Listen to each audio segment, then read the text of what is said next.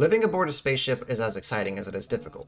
For every reward, there's a challenge that must be overcome. The majority of these issues are encountered after one sets out, so asking the right questions before you decide on a life cruising the stars is essential to making sure you're successful.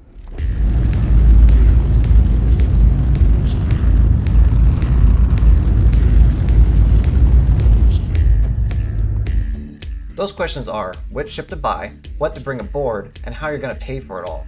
Even though people have been asking these questions since the age of sail back on Earth, there's still no solid answer due to the highly personal nature of the questions themselves.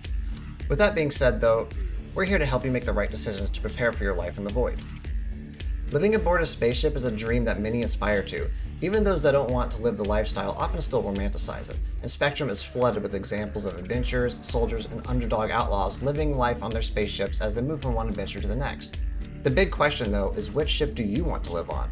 That isn't an easy question, and there's no right answer. The heroes mentioned above would each likely choose something different based on their needs and capabilities. For simplicity's sake, however, we'll narrow things down to 3 all-around great ships for liveaboards that meet some basic requirements: a bed, a head, and a place to prepare food.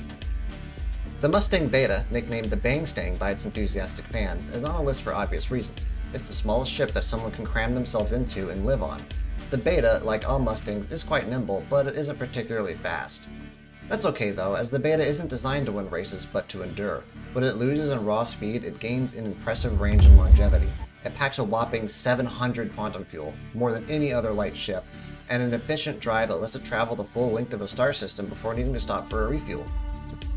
Inside of her small but cozy body is a single bed, a narrow bathroom with a shower built in, a rather large sink, and a single burner electric stove. This ship represents almost the exact minimum for a single liveaboard, and the price reflects that. At only 400k UEC new, Consolidated Outland has ensured that anyone who's bold enough can adopt the cruising liveaboard lifestyle. Honorable mention for small ships is the Origin 300 series, which is also highly capable, but not quite a stellar bang for the buck. And as well, the Consolidated Outland Nomad, which unfortunately lacks a shower and so doesn't make the cut. Moving into the medium-sized range, this is where we have to start considering the needs of a family instead of just one person. While it's true that the Phoenix isn't laid out like a liveaboard cruiser, instead having been set up more towards the transportation of VIPs, the ship still has a lot to offer for a mobile family. Instead of living in the crew area up front, the family can instead take over the guest rooms and turn them into bedrooms, leaving the front bunks for guests. If the parents take the master bedroom, the children can take the others, giving them the privacy and safety of their own space that's so vital for their development.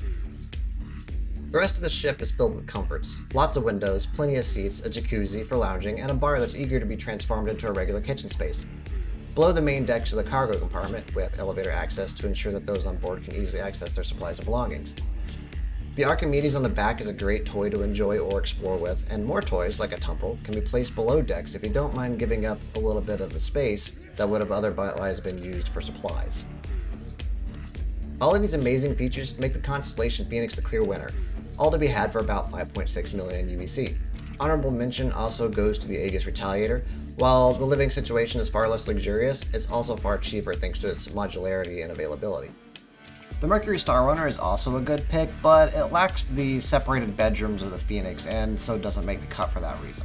The last ship we'll consider here is the largest, the 600 series from Origin Jumpworks. Suitable for large or very rich families, or perhaps multiple families, the Touring 600i has a room and a bathroom for every member of the family. Coming with 4 bedrooms, a master captain's bedroom, and some additional bunk spots for crew or guests, the 600i is a home among the stars that dwarfs the majority of people's actual houses. As well as larger beds and spaces compared to the Phoenix, there's also a much larger and better equipped kitchen, making meals away from home both easier to prepare and potentially more varied. The views to be had for the ship are nice though, but the entertainment decks also have games like pool, a dedicated bar, and tons of seating to ensure your family has plenty of room, ensuring they avoid the cabin fever that also comes with smaller ships. All of these luxuries come at a premium, but for perhaps less than would be expected. A 600i Touring Edition can be had for around 10 million UEC from Area 18's Astro Armada. If you're only just considering the potential difficulties of living aboard a ship, the question of what to bring along may seem like an easy one. That, however, is exactly why it gets so many people into trouble. While it's true that in civilized space it can be very easy to get what you need from a local rest stop or trade station, everything you buy or bring has to be considered not only its expense in UEC, but in how much space it takes up on board as well. On a smaller vessel, every inch counts. And those space constraints necessitate that liveaboards be brutally efficient when they decide what stays and what goes. This is a personal matter again, but there are a few items that every ship should have aboard when traveling the verse. Among them, regardless of who you are or where you're going, a firearm is all but mandatory. Yes, your ship will be armed. Yes, if you're getting boarded, it's probably already too late. And yes, your best bet is to run. None of this discounts the utility of a weapon, though. In many scenarios, as a last-ditch effort to protect yourself or your family, be it from someone trying to sneak aboard, a sketchy encounter while exploring a station, or defense against a wild animal while exploring a planet. Many prefer to carry full-size weapons, but one perfectly valid option is the Arclight Pistol. Shotguns are also popular for ship defense. Whatever weapon you choose, remember to keep it in good shape. Another valuable item to have aboard is a multi-tool. This seems like an obvious pick, but you'd be surprised how many distress calls go out that could have been resolved without outside assistance if the pilot simply had a multi-tool. Living on a ship full-time is a challenge, and one of those challenges is the use of problem-solving skills and a self-starting attitude because there may not always be someone out there to rescue you. Worse still, your distress call may attract more trouble than you started with. Better have brought that shotgun. Finally, make sure you have some comfortable lounging clothes. There's a lot of stories out on Spectrum of people who struck out of their own with little clothing but their spacesuits, and this is a hellish way to live and a sure way to chafe. Do yourself a favor and pick up some streetwear from the city, as well as something to lounge in while aboard. Of course, if you're cruising alone, lounging in your undies is always an option too.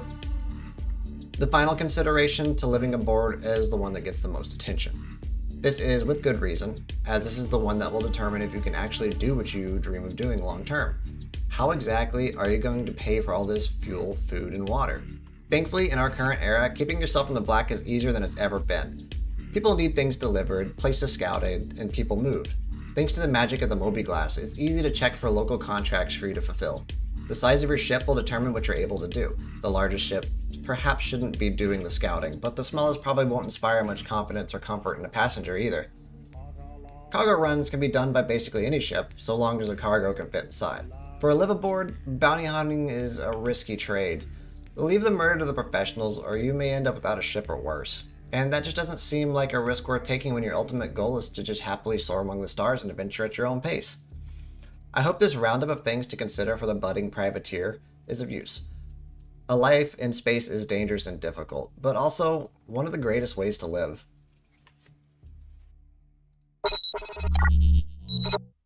Hello everyone, and thanks for watching. As usual, we'll be going live right after this video, so if you're interested in coming over and seeing, we're live here on YouTube, same channel, so just swing on by. And if you like the video and you want to see more lore in-universe style videos like this, be sure to let me know by giving it a thumbs up, and if you are really interested, maybe subscribe. Aside from that, that's all I've got, and I'm going to go do my stream now. Okay, thanks, bye.